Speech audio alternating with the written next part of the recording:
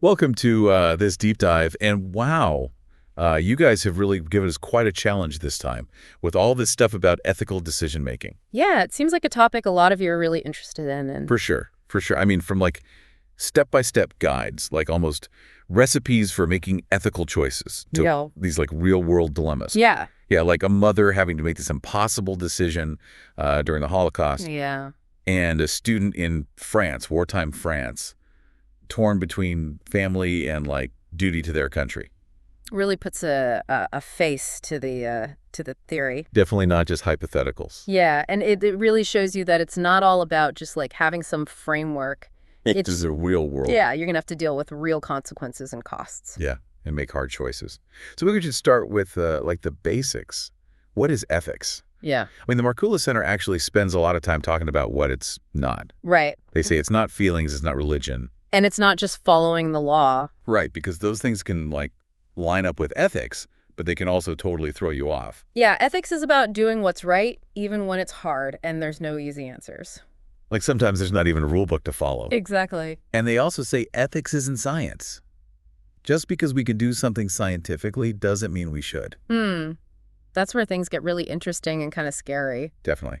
Like imagine scientists figure out how to like manipulate memories.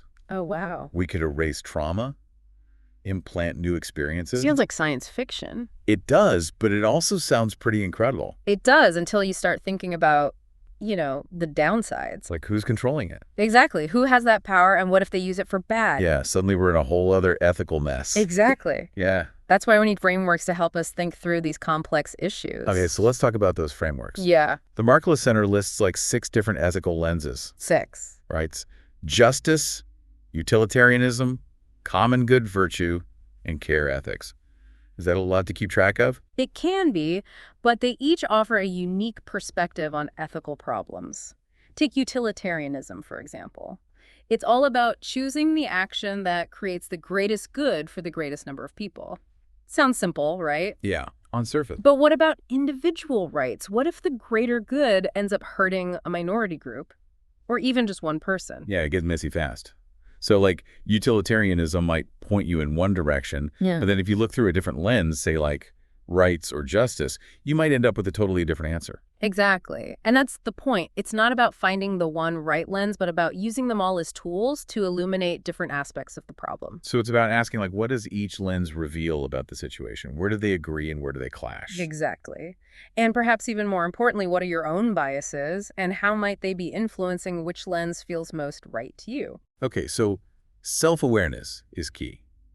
We need to understand our own tendencies before we even start applying these lenses. One of the sources, the pasted text, talks about this idea of unconscious biases. It's like an iceberg. Most of what's driving our decisions is happening below the surface. It's a great analogy. We think we're making rational choices, but a lot of it is based on ingrained patterns and beliefs that we might not even be aware of. So we could be making choices based on stuff we inherited from our family or our culture without even realizing it. Exactly. And that's where this idea of a personal ethical decision-making profile comes in. The source suggests we all have default settings. Do we focus on outcomes, relationships, or rules? So someone might naturally prioritize harmony, even if it means breaking the rules. Right. Well, someone else might always prioritize following the rules no matter what. And understanding those tendencies in ourselves and in others is crucial. It helps us understand why we disagree and opens up space for better conversations. Exactly. It's about recognizing that different people approach ethical dilemmas in different ways. Which makes me think about those not-so-situational dilemmas from that Global Ethics Solutions video. The ones where you're trying to do the right thing, but the situation itself is like boxing you in. Right. The situations where the rules don't seem to apply or the rules themselves are part of the problem. Like, think about harassment or discrimination. You don't choose to be in those situations. They're imposed on you. And it sounds like navigating those situations takes more than just a good ethical framework. You need courage. Resilience. Yeah, and even a bit of rebelliousness. You do. The source talks about clear thinking, courage, strong character, but also perseverance. It's not enough to just know what's right. You have to fight for it even when it's hard. Yeah, and sometimes it feels like you're swimming upstream. Exactly. Which brings us back to those real-life dilemmas, the ones that make you question if there even is a right choice. Like the Holocaust survivor, Sophie's choice. Yeah. It feels almost wrong. to analyze them to these frameworks. Like, we're trying to make sense of something that's just inherently chaotic. Yeah, you're right to feel that tension.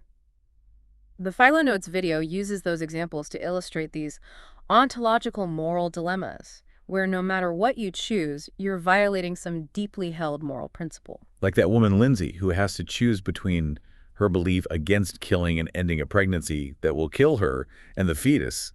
It's just heartbreaking. It really highlights how those frameworks, while helpful, can't fully capture the weight of these decisions. They can't. And that's an important thing to remember as we keep going. We're learning about tools and frameworks, but also acknowledging their limitations. Right. Sometimes there just aren't easy answers. No. And recognizing that is key. Yeah, recognizing that sometimes the best we can do is make the most ethically informed choice, even if it's not perfect. And that means acknowledging the emotional weight of these decisions, too. We've talked about how ethics isn't just about feelings, but emotions can't be ignored. They can be powerful sources of insight, or they can lead us astray. So how do we navigate that tension? That's a great question and a perfect place to pause for now. Indeed, let's pick up there next time. Okay, so we left off talking about emotions and ethical decision-making. And I know we said ethics isn't just about feelings, but sometimes those feelings can really complicate things. They absolutely can. We're not robots after all, right? We feel joy, we feel anger, fear, compassion.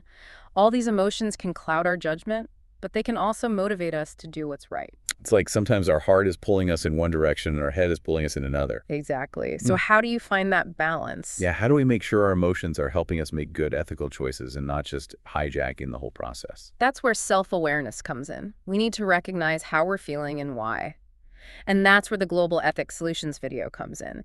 They have this 4-step process for decision-making that can help us navigate those emotional complexities. Okay, so remind me, what are those steps again? The first step is gather information. You need to really understand the situation as best you can. Okay. Then you process and study that information. The third step is you analyze all the potential outcomes of your choices. And finally, you step out and make the choice. Gather, process, analyze, choose. Got it. Sounds simple enough in theory. It does, but that third step, analyzing the potential outcomes, that's where things can get really emotionally charged. Yeah, that's where the fear, guilt, and hope can really start messing with your head. Exactly. But this is also where those ethical lenses we discussed can be super helpful. They give you a way to evaluate your options, weigh the potential benefits and harms in a more structured way. So it's like those lenses can act as a filter for our emotions. Help us see things more clearly and objectively. Exactly. And remember, the goal isn't always to find the one perfect solution, because often there isn't one. Right. It's about making the most ethically informed choice you can with the information and emotional landscape you're dealing with. One thing that really stuck with me from those real-life dilemmas was how often people were forced to make these impossible choices where no matter what they did, someone was going to get hurt. Yeah. You're hitting on a really important point about ethics. It's not always about finding a win-win solution. Sometimes it's about choosing the option that causes the least harm, even if it still comes at a cost. Yeah, it's a heavy burden to carry, for sure. Makes me wonder about the role of intuition in those moments. Is there a place for gut feelings in ethical decision-making? Intuition is really interesting. It's that sense of knowing without knowing how, almost like an inner guidance system. Like a sixth sense. Yeah. And some experts believe it's not just some mystical force, but our subconscious processing patterns and information that our conscious mind hasn't caught up with yet. So it's like our brain is doing some behind-the-scenes ethical calculations. In a way, yes. But it's important to remember that intuition isn't always right. We've all had times where our gut feeling led us astray. So how do we know when to trust our intuition and when to be a little more skeptical? It's a good question. Ask yourself, does this intuition align with my values and ethical principles? Have my gut feelings generally been accurate in the past? And what are the potential risks if I follow this hunch? So it's like putting your intuition through an ethical sniff test. Exactly. And don't be afraid to get some outside input. Talk to people you trust, people who can offer different perspectives. It seems like getting diverse perspectives is a theme that keeps coming up in these conversations. It's super important, especially when you're dealing with complex ethical dilemmas. Our own experiences, our backgrounds, our biases, they can all limit our understanding of the situation. Yeah, even when we think we're being objective, we could be missing something or making assumptions without realizing it. Exactly. That's why it's so crucial to get outside of our own echo chambers, to listen to people who have different lived experiences, different values, different ways of looking at the issue. It can be uncomfortable for sure, but it's how we challenge our own assumptions and ultimately how we learn and grow. It is. Speaking of learning, we've talked about the role of emotions, intuition. What about experience? How does our experience shape our ethical decision-making? Experience is incredibly valuable. It's the accumulation of knowledge and wisdom we gain from facing life's challenges, both our successes and failures. So we learn what works, what doesn't work, what consequences can follow from our choices. Exactly. But everyone's experiences are different. Doesn't that mean we're all going to approach these dilemmas with different assumptions and priorities? We are, but that's not necessarily a bad thing. It's another reason why diverse perspectives are so important. By sharing our experiences, by listening to each other, we build a more comprehensive understanding of the situation. So it's not just about the experiences we've had individually, but about tapping into a collective wisdom. Exactly. It's like building this collective ethical database, drawing on the insights and lessons learned from people from all walks of life. I like that analogy. It's like crowdsourcing ethics. Yeah. And as we gain more experience, we also develop a better sense of which sources are trustworthy, which arguments are valid, and what biases might be at play. It's like experience helps us become more discerning, more critical thinkers. Precisely. We learn to filter the information we're bombarded with, evaluate it carefully, and question our own assumptions and the assumptions of others. This is all so insightful. I'm starting to see how ethical decision-making is way more nuanced and complex than I originally thought. It is. And we haven't even talked about the importance of context. Oh, right, context. Why is that so crucial? Because the same action can be ethical in one context and totally unethical in another. Okay, can you give me an example? Think about a doctor who has to decide whether to perform a risky but potentially life-saving surgery. If the patient is young and otherwise healthy, the benefits might outweigh the risks. But if the patient is elderly and frail, that same procedure might be considered too risky. So the context, the specific circumstances of the patient can completely change the ethical equation. Absolutely. And cultural norms can also play a big role. What's considered ethical in one culture might be taboo in another. So ethical standards aren't universal. They're shaped by the societies we live in. Oh, they are. And that can create challenges when people from different cultures interact, especially in a globalized world like ours. It seems like navigating those cross-cultural ethical dilemmas takes a lot of sensitivity and a willingness to learn from each other. It does. And it requires us to examine our own biases, to be aware of how our own cultural background might be influencing our perceptions of right and wrong. It's a good reminder that we all have biases, whether we're aware of them or not. We do, and those biases can cloud our judgment, especially when we're dealing with people who are different from us. It seems like humility is an important virtue when it comes to ethical decision-making. It's essential. We need to be willing to admit we don't have all the answers, that our perspective is limited, and that we can learn from others.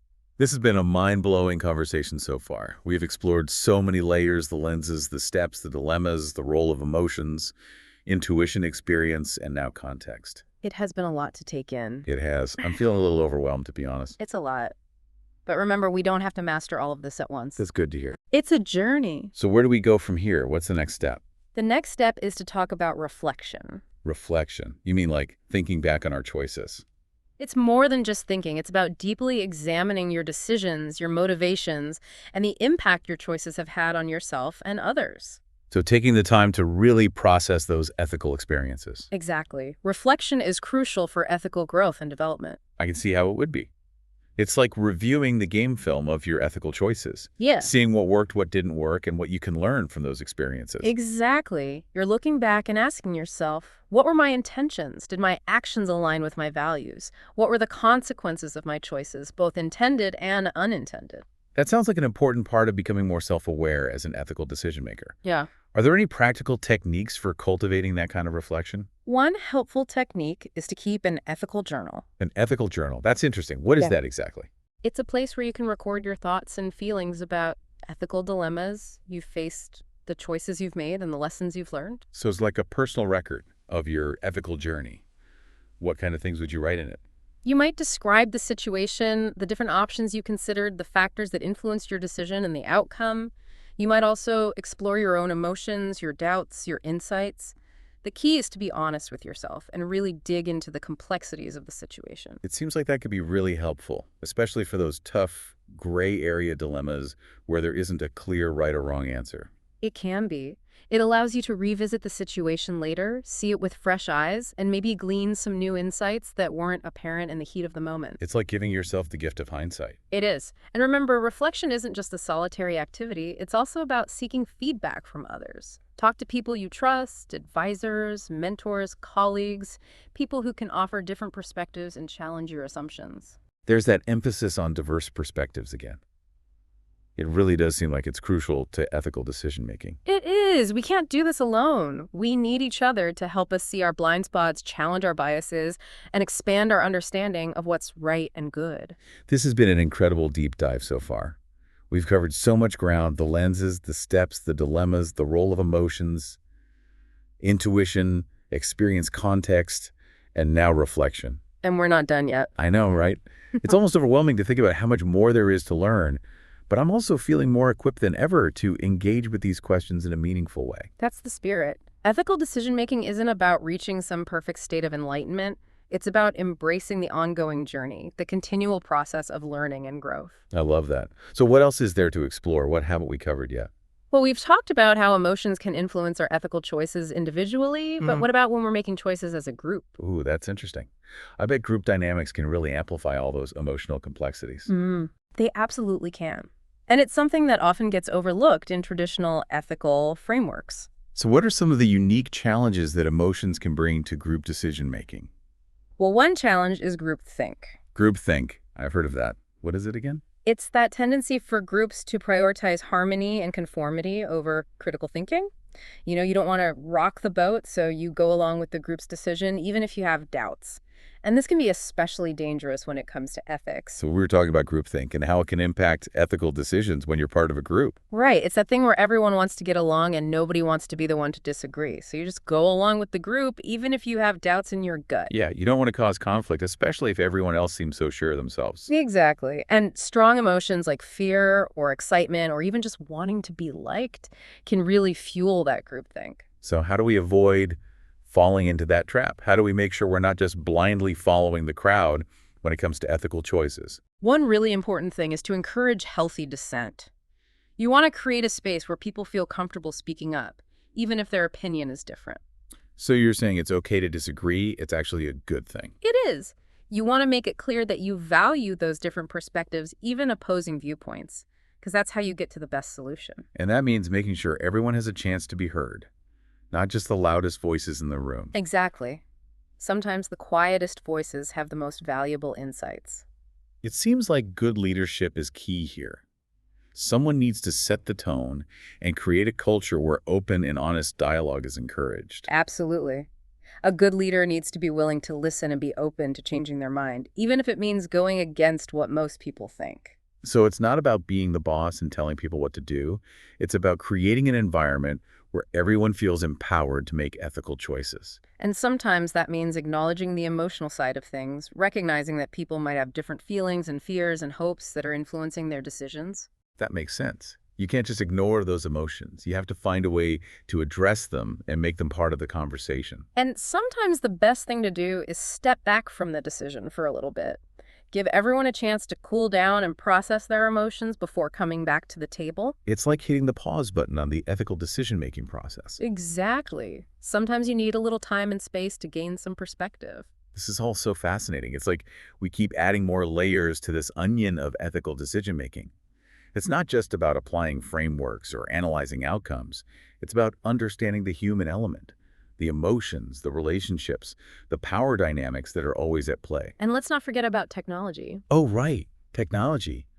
It seems like it's changing everything. It is. It's not just creating new ethical dilemmas. It's also changing how we communicate, how we make decisions, and even how we think about ethics itself. So it's a double whammy.